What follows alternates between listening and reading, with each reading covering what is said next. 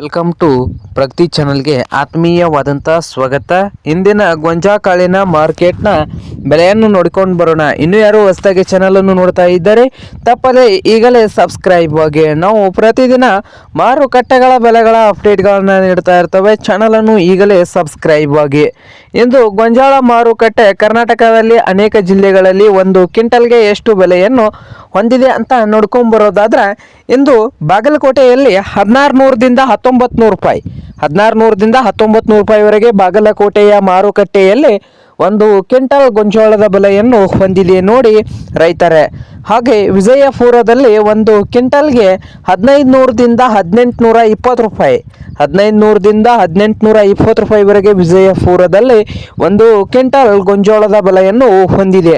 ಹಾಗೆ ಹುಬ್ಬಳ್ಳಿಯಲ್ಲಿ ನೋಡೋದಾದರೆ ಒಂದು ಕ್ವಿಂಟಲ್ ಗೊಂಜಾಳ ರೇಟ್ ಬಂದು 1650 ರೂಪಾಯಿದಿಂದ 1850, 1650 ರೂಪಾಯಿದಿಂದ 1850 ರೂಪಾಯಿವರೆಗೆ ಹುಬ್ಬಳ್ಳಿಯ ಮಾರುಕಟ್ಟೆಯಲ್ಲಿ ಒಂದು ಕ್ವಿಂಟಲ್ ಗೊಂಜಾಳದ ಬೆಲೆಯನ್ನು ಹೊಂದಿದೆ.